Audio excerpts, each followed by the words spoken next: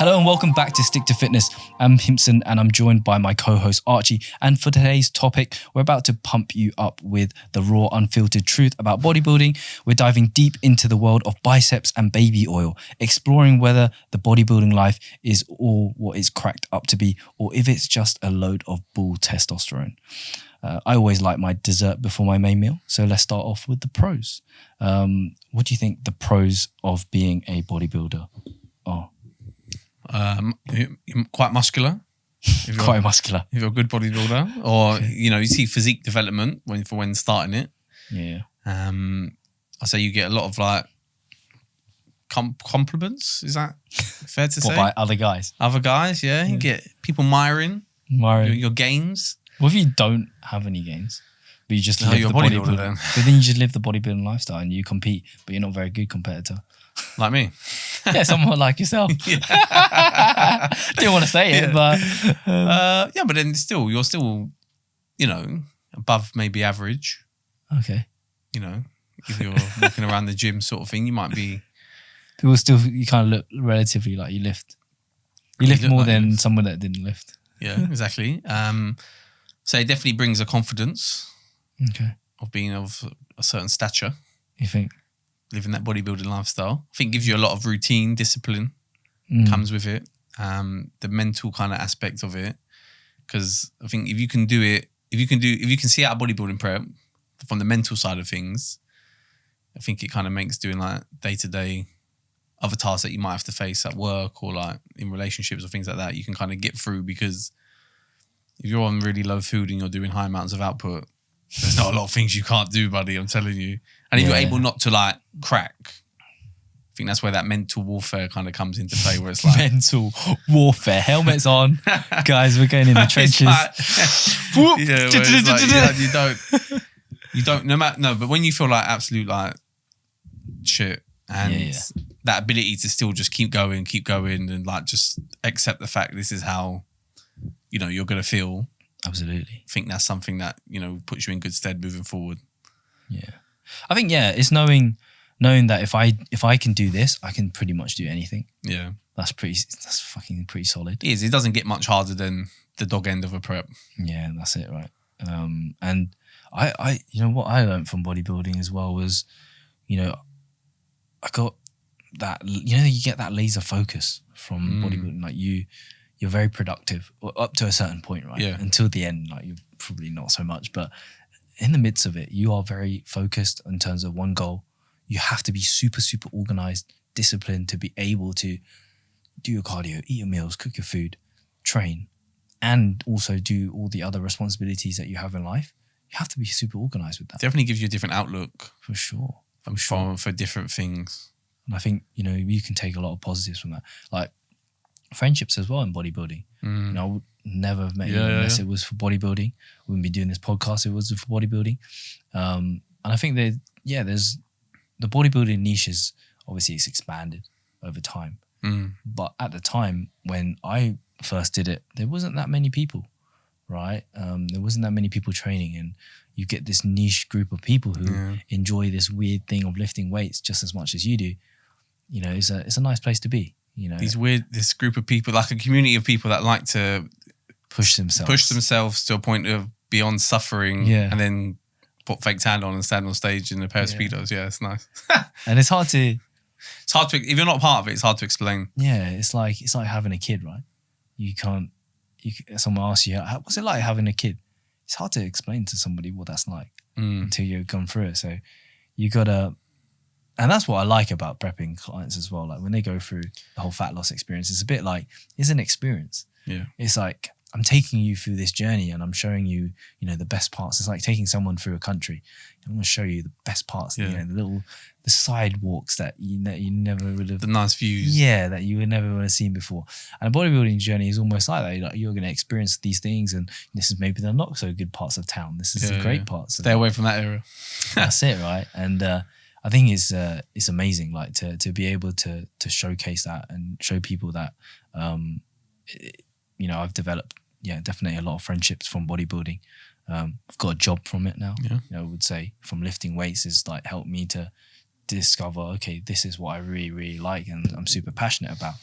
And now I've learned enough that I can share that with other people, help other people enjoy it just as much as I do.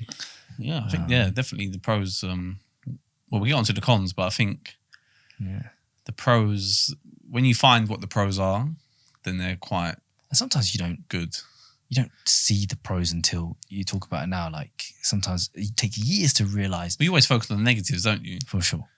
Always focus on negatives in the moment, like at your bodybuilding prep. If you haven't done what you set out to do, and you might not have got the place in or whatever it is that you wanted. Like it's only until you reflect on it and actually think, what I did over that long period of time, not a lot of people that could do that. Absolutely. The confidence factor as well. Like you don't realize that you're more confident till you are confident, right? And it's one of those things that when I started training, you tell me to do a podcast or to talk or public speak. I'm shy, man. I don't know how to do it. And it's made me able to be confident in my abilities to do things. And that's why I think it's not necessarily doing bodybuilding, but going through your own journey, improving your stature, your musculature, your improvements to your physique. That has huge impacts on your ability as a coach to be confident enough to teach other people, but also as an individual who's just Gen Pop, to be able to excel in your job, to be able to excel in anything else that you do, because it brings that confidence, right? And it's hard. That's very hard to explain to somebody until you take them through it. That how your physical appearance affects your confidence as an individual.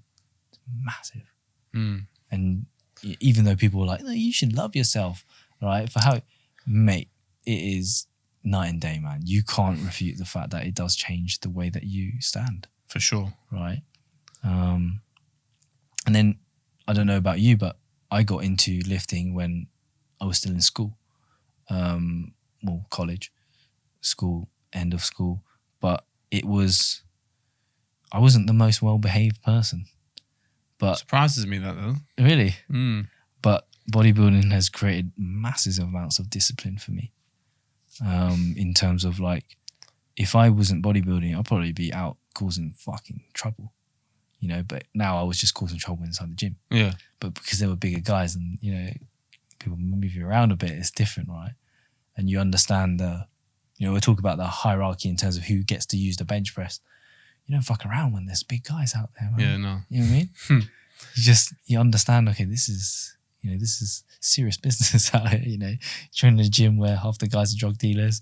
It makes a difference, man. It makes you grow up, I guess, a bit more. And I'd say grow up in the gym, And definitely, I think that environment either makes you or breaks you.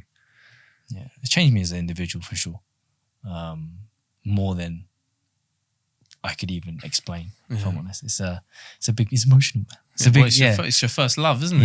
Yeah, it's a big part of developing as a human being. So I think as much as that's why I would always find it weird, when people they do bodybuilding and it shaped them to who they are as an individual, and then they start bitching about bodybuilding afterwards and saying how shit it is, how it's caused me eating disorder. That's rubbish. Yeah, I get that. Yeah, it's probably made you more focused about food, but what about all the other benefits that you're especially when you're going through stuff as well. I think that's where I can't remember who it was. It's like someone said I think it was CT Fletcher, and he's like, no matter what happens, no matter how you feel, like your mum's someone's passed away, or you've had a relationship issue, or you've had a bad day at work, whatever. Wherever you go, £100 will always be £100. You go in any gym, £100. It doesn't give a shit. It doesn't care.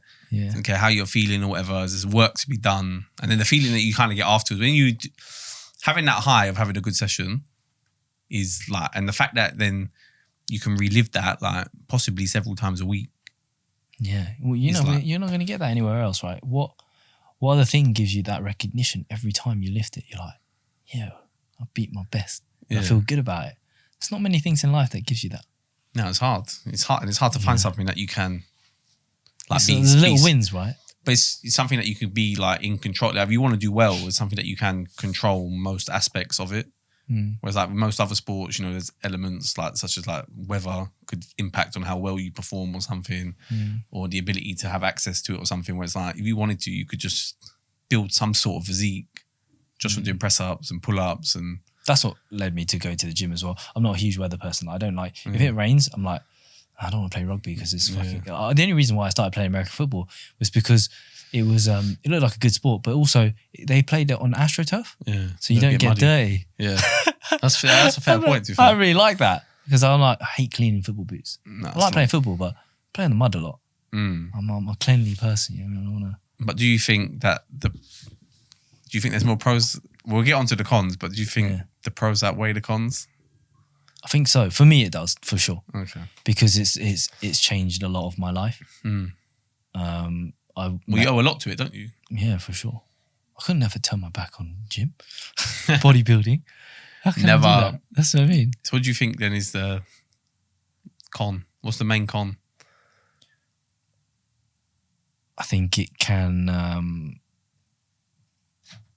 be a bit of an obsession. You know. Yeah. Like it has. I think it's that feeling of never being good enough. Well, like you're never gonna, whatever it is, no matter what you do, it can always be one rep better off, or it can always be 1 kilo heavier. Like you're never gonna reach that point where you're like, you might be happy, but I don't know. For me, there's always gonna be a thing of like, want to be better. What more? It could be more. Could always be more. But even like the best in the world. But is that for anything that you do? Yeah, for sure. But I think where it's like the gym is just, it's again, like I said, there's so much you can do in terms to control it. You know, you might always look back at it and be like, if I didn't do that, if I didn't do this, then I could have maybe done that. Yeah. It's that body dysmorphia as well with the gym, man. You obviously, like, I started off, and if you showed me my physique, how I look now, and you said, hey, you know, when you're 25, you can look like this. Fucking take it. Yeah. Now I'd be like, take it or leave it. Yeah, I'd like more. You know what I mean? And I think it is that is a big part of like body dysmorphia, where you're a bit like, I'd like to see more. And I started off powerlifting. I was like lifting, I don't know, I lifted 200 kilos, and I was like, I'm 250. Yeah, of course. Yeah, that's what I mean. But always 350. Yeah, it's always something. You know, I did a photo shoot first, and I'm like, more on a bodybuilding. And it's like, I want a pro card. I want to look this. It's always more. And then after you get your pro card, I want a pro win. You know, always chasing just something else. But, and that with chasing it all the time, one of my biggest cons is the clothes. Yeah, it's expensive, bro. Oh man, it's and you're so limited. You're literally so limited to what you can wear, because most shops don't stock 6XL. Yeah. I'm lucky. I'm just a normal size person. I'm only XL, LXL. That's me. Yeah, I'm good. I'm short as well. The jeans is bad for me, though. Yeah, jeans would be a killer for you. Fuck me. They're bad enough for me. I buy 38 waist just so I can fit my legs in. I buy 46. Really? I got a fat ass though. But then does your waist fit? No. What do you mean? My waist is like a 35, 34. My waist is tiny compared to like the size of. You can get customized jeans now. You can go and I want one of the OG secrets from the old TM cycles. What was it? Was women's jeans. Does that work? Are you fit into women's jeans? So much better. Really? So much better. Oh wow. Because they have a smaller waist. And then wide legs. Yeah. I see. I never try women's Especially jeans. the ones from Primark. They're stretchy as well. You get the jeggings and that. No, not the jeggings. But they wouldn't know. You would never know. You wear a little sports bra with that. OG tip. I still wear them now and again. Yeah. Or like getting a suit. Oh, hell. That's hell. Because they can't take out, especially with the waist, they can't take out any more material. I do like the, what's that gym brand that they have shirts and stuff? Father Sons. Yeah, they're all right, man. Yeah, I got a couple of they're their stretchy and whatnot. They're okay. Yeah, they're quite good. So you don't need to buy fitted stuff because they're pretty. Yeah, it's all right. And you can get like nowadays you get gym trousers, like jeans now. I'm just glad Father Son do them as well. Yeah, I'm just glad it's more acceptable in society just to wear shorts and like a t-shirt and go anywhere. That's your job, right? But if you, it is my job. But like, I mean, I'll go out to eat dinner. Oh yeah, dressed in short like this. I'll go out to eat. It doesn't bother me. I don't need to get dressed. I don't have that upper taste of where you need to actually dress a certain way to. But even that though, I still just walk in. If they turn you away, they turn you away. But at the end of the day, you're going there to spend money, isn't it? So what difference does it make? Some people just, I don't know. I guess it's specific, right? Dress code. Yeah, I mean, yeah, that doesn't faze me now so much. Yeah. So like, I'm happy with that.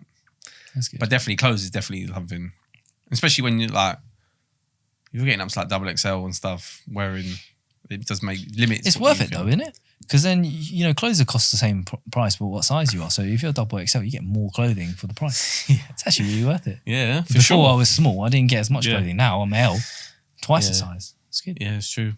Yeah. But there's other costs, right? Like cost of food. Yeah, obviously you eat more. Expensive. Supplements, you fucking wouldn't be taking no supplement if you. Oh god, you would take half the amount of crack cocaine if you didn't. If you didn't compete, right? Those grenade bars are expensive, man. That's what I'm saying. You know, you wouldn't be taking that grenade bar if you didn't care about protein. And then you've got things like membership, gym memberships. People like to train at different gyms. You know, you name it. I think as well with bodybuilding as a con, I don't think it's something you can ever like totally switch off from. Yeah. Because you're always worrying about, have I eaten enough today? Am I hydrated enough? Have I taken my supplements? Have I had enough protein? Like, what time am I training? It's always something just, no matter how much you try to like, even if you're like, well, I'm going to take a week off the gym, I'm going on holiday or whatever, it's still like, have I eaten enough protein today? Am I going to lose muscle? Like all these things just kind of run through your head. And until I think you fully leave it behind. You think it ever will go? Like you think like, you know, Dennis Wolf and them, like they lost quite a lot of muscle, right? Because they don't have the downside. Yeah, of course, yeah. Do you think that's, I feel like they still probably take some sort of testosterone or something. They must do to balance it out. But I mean, because like, they can't. But they still train though, don't they? Yeah. But I don't think but they can ever really if you ever leave it to the point where it's like, I'm never going to train again. Yeah. I think that's the only point, and it will take a while to adjust to the fact that like imagine like it is now. I don't know about you, but like look at a plate of food and you're like, without even thinking about it, you're like calculating. Yeah, well, you're not going to eat a meal without. When's the last time you ate a meal with no protein in it? That's what I'm saying. But like normal people would eat a meal and go, "Oh, I'm just have a jam sandwich." I've never fucking looked at the meal without seeing there's no protein on it. I'm not fucking eating it. I couldn't tell you. Yeah, I'll tell you. I will tell you actually. When I have a margarita pizza as a side dish. Yeah, but then do you not have like chicken wings? No, of course, but I have it as a side. That's what I mean. That's what I mean. Yeah.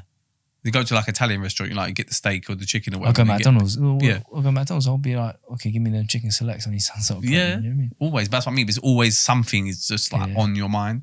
You're looking at the plate of food like, okay, this is probably about. Does that mean you got eating disorder? Is that weird? It probably does, yeah. I don't know, but it's the same way if you look at yourself all the time, you're like, oh, I could have bigger arms or I could have bigger legs or whatever. It's like, do you have body dysmorphia? Yeah, you probably do. A little bit, yeah. But it's just, we just accept it that that's just the way that is. But I'm looking at it from a bodybuilding standpoint, right? Yeah, of course. I'm not looking at does that make it okay? Well, does it make it okay? I don't think it does. You don't think it does? No. Because you should just be happy. Oh yeah. I don't know. I think it's all right.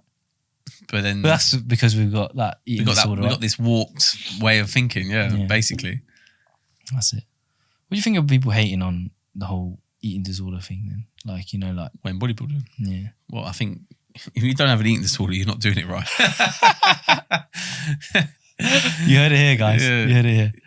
If you're content with like not being worried about what you're eating and like not focus on it, but it's like always in the back of your head or like whatever, you can't really be doing it well. If that makes sense. It comes part and parcel with it, right? Yeah, not necessarily eating disorder, but there's some sort of disorderly eating. Something's not right. Yeah, you're gonna have to focus on food. If you're just rolling out of bed and eating cereal without a protein shake, you ain't bodybuilding. No, if you're just eating the cereal and you're just having toast or whatever, like, come on, man. That's it. You're not bodybuilding. You're high rocks in it. Hydrox. All right, man. Let's leave it there. But yeah, we hope you found this discussion interesting. A quick pod, but if you found this episode interesting, feel free to leave a review on iTunes and subscribe if you're watching on YouTube. And if you want to share this story or share us your stories and your love of bodybuilding, you can find me on Instagram at Gym With Him, and Archie is at Archie13 with 2 E's. Thank you all for listening, and we'll see you all in the next one. Bye-bye.